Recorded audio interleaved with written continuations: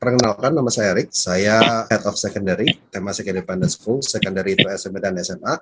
Ya.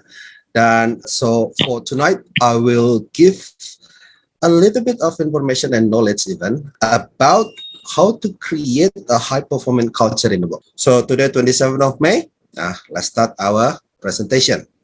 Okay, so the agenda of the presentation today, there will be two parts. The first part, we're going to discuss a little bit about what is culture, the definition, the part of the culture, and what type of themes, inside the culture.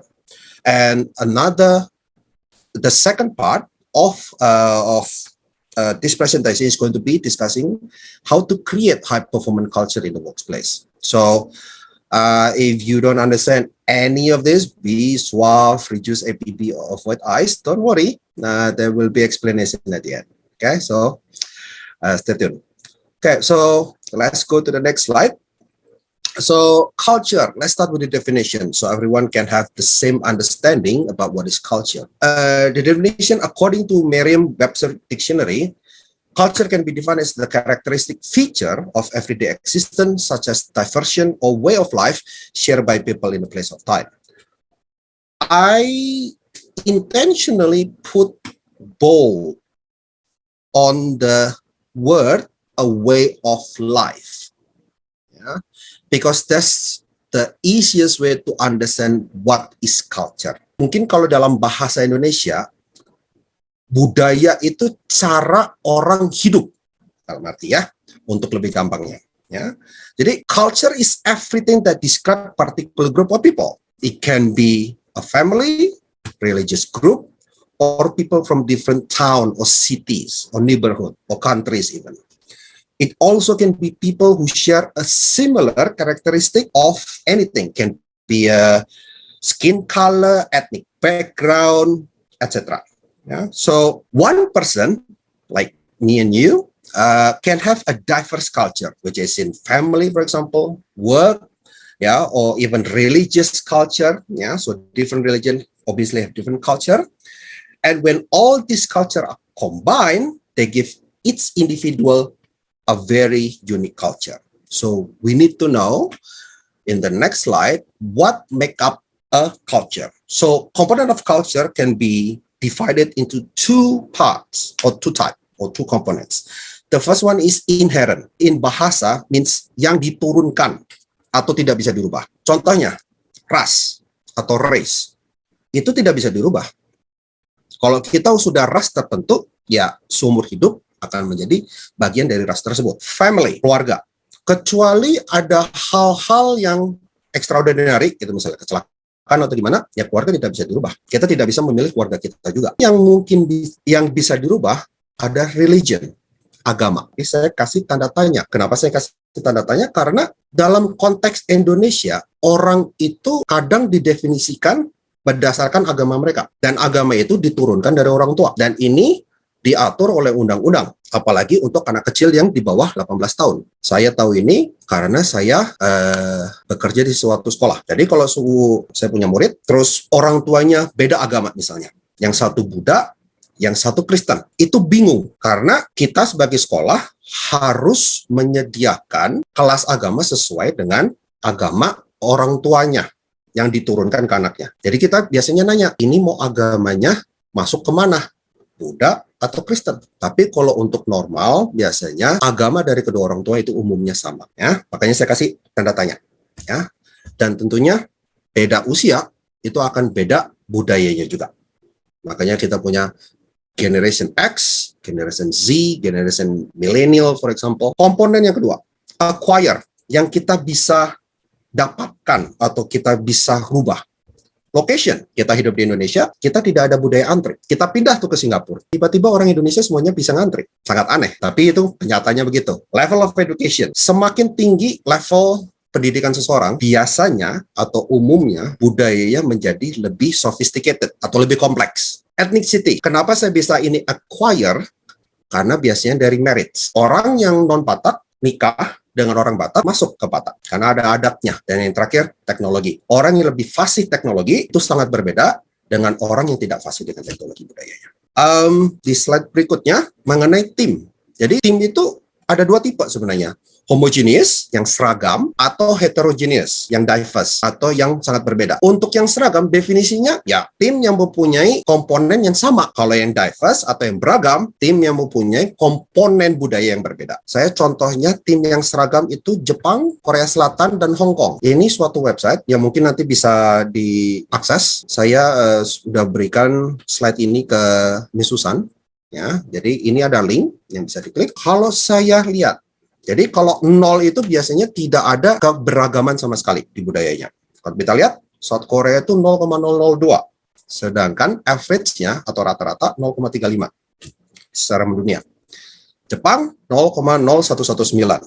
Nggak jauh berbeda. Dan satu lagi saya pakai Hong Kong 0,062. Jadi kalau hidup orang yang berada di negara itu atau hidup di negara itu akan menemui orang-orang yang sama tipenya. Kebalikannya untuk yang tim yang beragam. Contohnya Indonesia, Kanada, dan Filipina. Jadi kalau saya klik ini, average dunia 0,35. Tadi seperti kita lihat, Kanada itu 0,69. Almost double. Indonesia 0,64. Again, almost double. And another example is Philippines 0,58. or 59 kan, 1.5. Kita move on. Mungkin orang nanya, kelihatannya tim yang beragam atau tim yang seragam bagus yang mana? Tergantung kalau kata saya. Karena dua-duanya ada pro ada con. Kalau tim yang seragam, benefitnya atau keuntungannya, ya orang udah saling ngerti satu sama lain, nggak usah ngomong gitu maksudnya. Nggak usah diperjelas lagi, maksud saya tuh begini gitu maksudnya. Ya, itu satu. Kedua, nggak ada prasangka satu sama lain. Ya, sama-sama dari, misalnya sama-sama dari Indonesia gitu misalnya. Udah tau lah orang Indonesia kayak gimana gitu kan. Ya, cinca-cinca aja gitu maksudnya. Ya. Ketiga, karena tidak ada yang perlu diperjelas, proses kerjanya itu lebih cepat dibanding tim yang beragam dan lebih gampang untuk di-manage. Nah, jadi sesuatu yang tidak perlu diperjelaskan lagi, ya udahlah ya, udah saling mengerti kan? Oke, jalan. Gitu.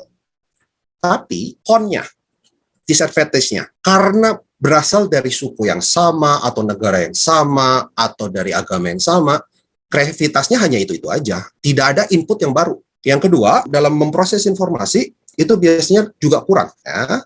Dan kalau misalnya ada minority, misalnya dari satu international team gitu kan, 9 orang dari US atau white people, 1 orangnya black. Nah, yang black ini akan di-exclusion atau dibuang atau dikucilkan. Ya, karena mereka semua pada kulit putih, white people, they understand each other. Kalau yang beragam bagaimana? Benefitnya is easier to create specialization. Kita tahu orang Jerman itu sangat patuh terhadap aturan. Nah, jadi kalau kita misalnya mau buat nih peraturan, dan kebetulan di tim saya ada satu guru yang punya kewarganegaraan Jerman. Jadi kalau saya mau bikin aturan dan segala macam, detail-detailnya saya nanya ke guru ini, gimana menurut kamu peraturannya? Masuk akal nggak? Detailnya kurang nggak? Nah, itu lebih gampang ya sana. Yang kedua, kreativitasnya lebih banyak. Karena itu experience-nya yang tadi kita ngomong, entah itu dari keluarga, entah itu dari agama, entah itu dari ras atau segala macam, itu kan mempengaruhi cara kita berpikir. Nah, itu akan memberikan kreativitas yang lebih tinggi. Disadvantage-nya apa? Karena tidak saling mengenal atau tidak dari sumber yang sama, prasangka sama bias itu lebih tinggi. Orang bisa konflik, bisa tengkar. Dan masalahnya sih sebenarnya kecil-kecil aja. Karena mereka tidak saling mengerti, akhirnya konflik. Dan akan susah untuk berkomunikasi satu sama lain. Dengan jelas ya. This is how the part or the section when I want to discuss about how to create a high performance culture in the workplace. Ya. Jadi semua informasi yang saya tulis di presentasi ini atau saya berikan di presentasi ini itu sangat dipengaruhi oleh 3 orang. Satu, Brené Brown, itu penulis buku Daring Greatly, itu buku yang mencetak gimana kita bisa menjadi orang yang otentik. Kedua, Simon Sinek, dia penulis buku Start with Why. Dia itu sangat terkenal dalam gimana ya, mengubah organisasi yang hanya berpikir, oh pekerjaannya itu hanya suatu alat, tapi cobalah berpikir pekerjaannya itu tetap manusia. Jadi kalau dengan mungkin ini saya sering dengar dari direktur sekolah saya, direktur sekolah Temasek, itu memanusiakan manusia. Itu Madam Le Eling suka ngomong kayak gitu. Memanusiakan manusia. Jadi manusia itu bukan hanya alat saja, tapi kita harus memanusiakan manusia. Dan yang ketiga, Adam Grant. Adam Grant itu penulis buku Think Again. Jadi setiap kita keputusan, setiap kita informasi, kita harus mikir lagi, apakah ini sesuatu yang benar? Jadi selalu evaluasi. Be suave itu sebenarnya kalau di bahasa Indonesia kan, atau diterjemahkan, itu artinya ramah tamah. Jadi orang tuh yang, ya jangan nyebelin lah intinya. Gitu ya. B-nya itu boundaries. Jadi kalau kita mau punya high performance culture di tempat kerja kita harus set boundaries. Jangan mix between professional and personal nih. Contohnya gini aja lah, yang sangat mudah. Sekitar 2-3 minggu yang lalu, itu ada salah satu anggota keluarga, guru di Temasek itu meninggal. Kalau tipikal orang Indonesia, akan tanya, oh dimakamkan di mana?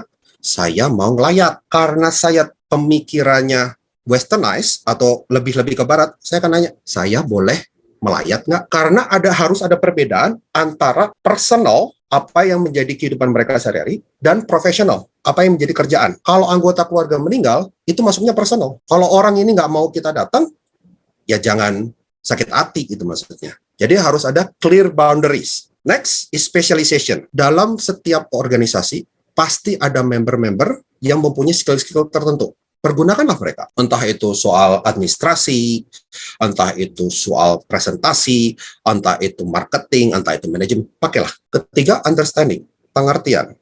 Tapi understanding di sini itu dalam arti intelektual. Oh, saya ngerti. Saya dapat mengerti pemikiran kamu. Itu understanding. A, otonomi. Manusia itu bukan robot. Harus diberikan otonomi tertentu dalam melakukan sesuatu. Contoh, saya dalam mengatur grup guru di secondary Temasek, saya biasanya, kalau saya punya event, oke, eventnya apa? Yang gampang aja lah. Yang mau terjadi, ujian akhir semester di secondary Temasek. PIC-nya siapa? A, misalnya. Ya udah, saya kasih kamu kebebasan untuk mengatur, asalkan dalam boundary tertentu. Misalnya. Kalau nggak tahu, nanti nanya sama saya. Do not micromanage. Again, do not micromanage. Ya, people hate being control. Ya, orang tuh paling nggak suka dikontrol. Dikasih tahu, oh kamu harusnya begini, kamu harus begini. Ini nggak boleh begitu. Itu paling merendahkan manusia. Diberi saran boleh, tapi tidak boleh diperintah untuk melakukan sesuatu. Biar mereka mikir sendiri. Values. In every workplace, di setiap tempat bekerja, harus ada nilai-nilai tertentu yang kita harus tanamkan. Nah, nanti nilai apa aja di slide berikutnya. Ya. Nilai ini sangat penting, karena tanpa nilai, ya organisasi ya jalan seperti nggak punya tujuan. Dan yang terakhir, empathy. Ya. Empathy itu pengertian, tapi pengertian pakai perasaan. Saya bisa connect sama kamu. Saya mempunyai masa lalu yang sama. Saya pernah mengalami yang sama. Itu connect. Terhubung secara emosional. Itu empathy. Ini value yang ada di workplace. Saya kasih contoh 10. Trustworthiness, empathy, honestly, consistency, reliability. Tapi bukan berarti semakin banyak value-nya, semakin bagus. Justru semakin susah. Jadi pilih 2, 3, maksimum 5 value that you think the most important and must have in a workplace. Do not try to implement so many value that everyone is confused on what to do. Jadi bingung, mereka mau ngapain? Kok nilainya banyak banget ya? Jadi pilih 2, 3, maksimum 5. Reduce APB. A, P, and B. Assumption, prejudice, and bias. Ini biasanya suka konflik yang tadi kita ngomong ya, apalagi yang di beragam. Saya curhat dikit ya. Saya kadang-kadang kalau di Temasek itu, orang kalau berkomunikasi sama saya, biasanya mereka udah punya prasangka dulu nih. Mereka udah kenal sama saya, prasangkanya, wah harus ngomong sama Mr. Eric, nyebelin orangnya. Nah, karena mereka udah punya prasangka itu, ya itu Miss Susan pengalaman. Ya, jadi karena mereka udah punya prasangka itu, Kalau ngomong itu auranya udah nggak enak. Ya, entah mereka yang defend, takutnya diserang sama saya, atau saya yang defend, takut diserang sama orang itu. Jadi awalnya itu udah nggak enak. Ya. Maka dari itu, assumption, prejudice, and bias ini harus dikurangi. Untuk dihilangkan kelihatannya tidak mungkin. Karena setiap orang pasti mempunyai asumsi sendiri-sendiri, prasangka sendiri terhadap ras tertentu lah, agama tertentu lah, dan bias sendiri. Ya, apalagi kalau bias itu, gimana ya? Bias itu biasanya terbangun dengan hubungan semakin dekat, semakin bias biasanya. Ya, itu. Dan ini slide saya yang terakhir, untuk avoid atau menghindarkan ICE. I, isolation, C, conclusion, and E, exclusion. Tidak akan enak kalau kita bekerja di suatu tim, tapi anggota yang lain nggak mau ngomong sama kita. Kita merasa terisolasi, merasa ya udah nggak peduli sama kita. Ya. Atau mereka membuat kesimpulan terhadap kita. Oh, kamu mah tipe orang yang beginilah, masa bodo amat sama kamu. Saya mah ngerti, kamu mah tipenya begini. Padahal manusia itu makhluk yang sangat kompleks. Ya. Jadi, isolation, conclusion, and exclusion. And I think that's the end of the presentation. Thank you. Sip. Thank you semuanya. Terima kasih untuk partisipasinya. Terima kasih Sir Eric buat materinya. Sampai kita ketemu lagi minggu depan. Terima kasih, Pak Eric. Thank you.